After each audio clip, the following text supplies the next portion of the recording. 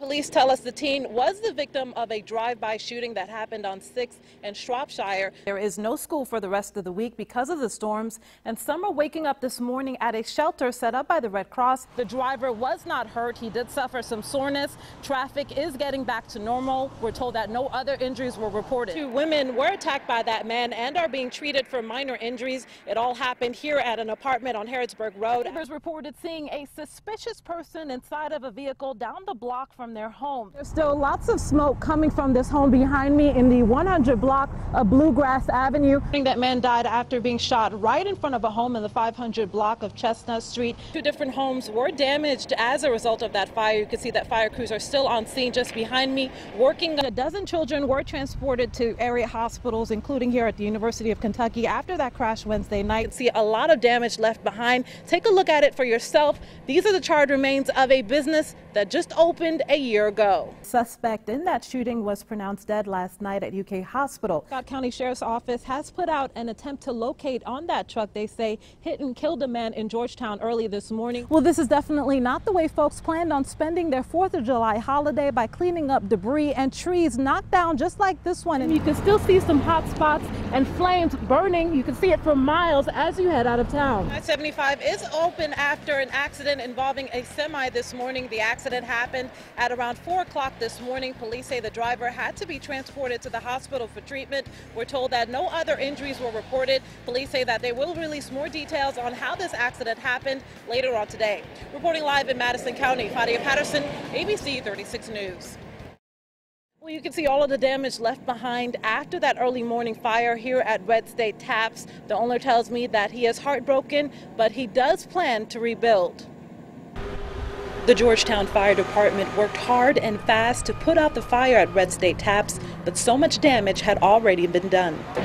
There's no roadmap for any of this. It's like you don't know what you're going to do when something like this happens. David Carroll says his business on Opera Alley opened a year ago and is the extension of the popular Georgetown restaurant, Red State Barbecue. A business that is now gearing up for an overflow of customers with catering and other orders. Potato salad and your banana puddings coming. From here on out, we are going to move the catering and the food truck services back to this business. Carroll says they're already receiving support from the community. Some have already donated to the Rebuild Fund at the barbecue restaurant. Others have called to express their condolences. We appreciate their support. During this difficult time, Carroll says there's one phrase he's reflecting on to keep his morale high. It's only as bad as when things first happen, and of course the old saying is that which does not kill us only makes us stronger. In Georgetown, Fadia Patterson, ABC 36 News.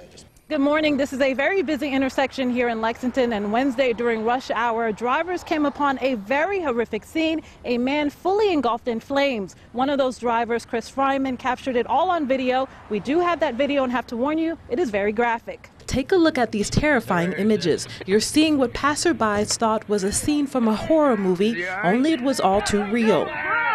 Lay down. Is he okay? Lay down. Police say a man covered himself in gasoline, then set himself on fire in the middle of Richmond Road after an argument with his significant other. Cover him up! Gosh, cover him up! It was very hard to process initially. Major Joe Madden, an off-duty firefighter at a nearby traffic light, witnessed the incident. And the next thing I know, he was completely engulfed in flames.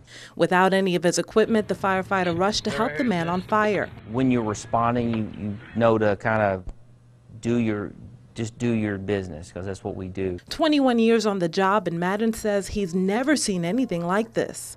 With only a coat to smother the fire, Madden, along with several others, came to the man's rescue, putting out the fire within minutes. For those involved, time seemingly slowed down. There's nothing that had prepared me for something like that, but I think that you have to act, and there were other people there that acted just as courageously as anything that people might have thought I would have done or did. Without their help, Madden says the man would have likely died at the scene. I just felt like I did what I needed to do to intervene in that guy's life at that moment in time to help him out the best way I can.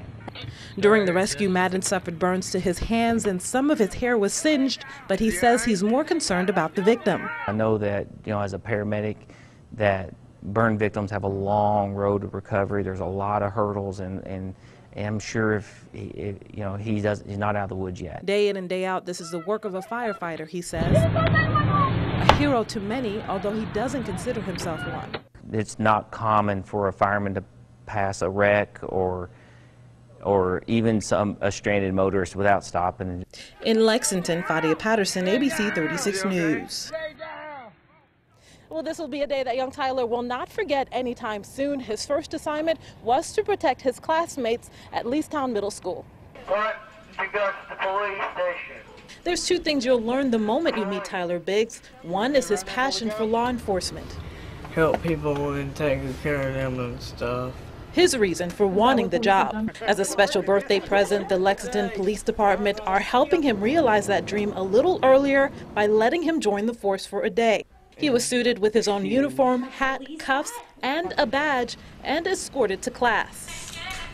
Yeah. Another thing about Tyler, his love for music and dance. His partner for the day is Officer B.J. Blank, also known as the Dancing Cop.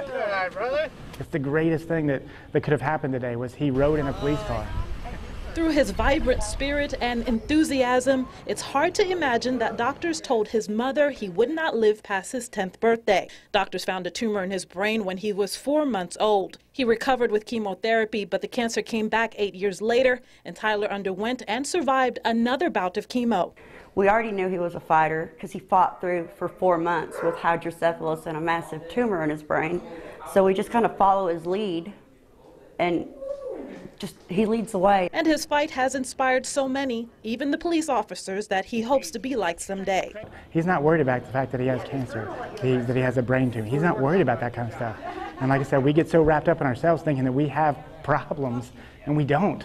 And we don't. When you see a kid like this, it's just,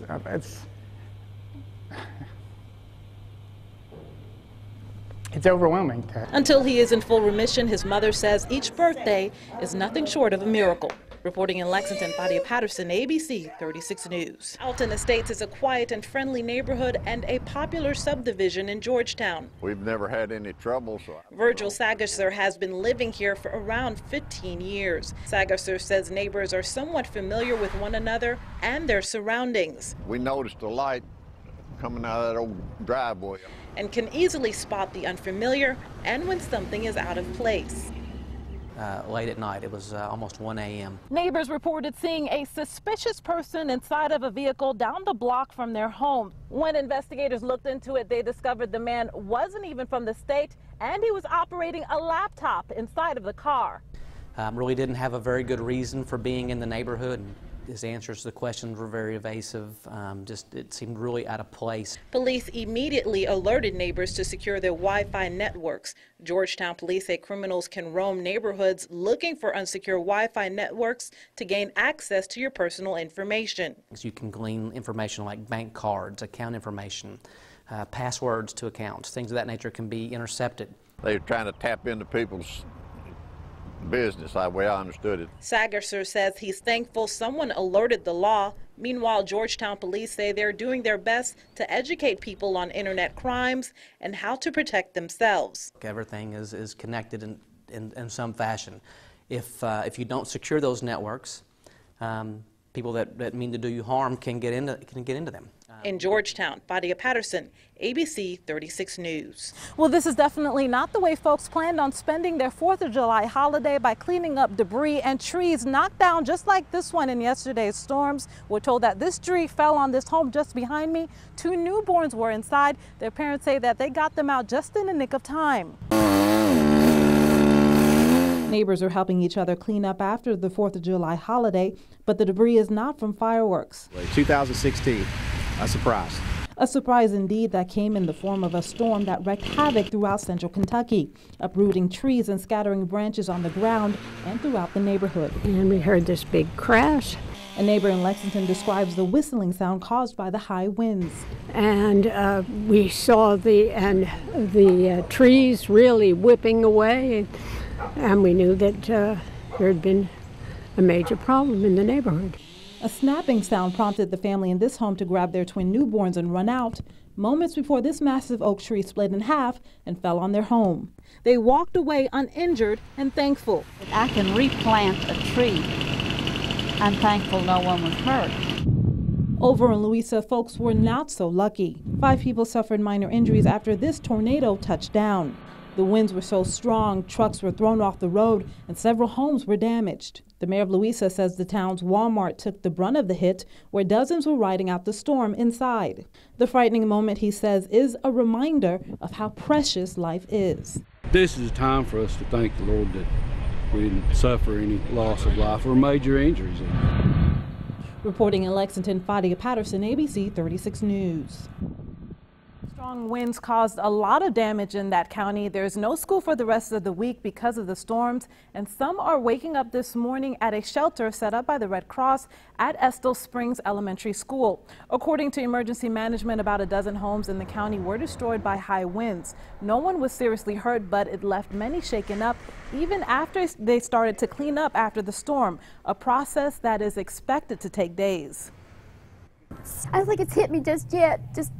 But I'm thankful everything's good. We're living. We're alive. We have no idea whether it was a tornado at this point. At this point, it really doesn't matter. We have a lot of damage.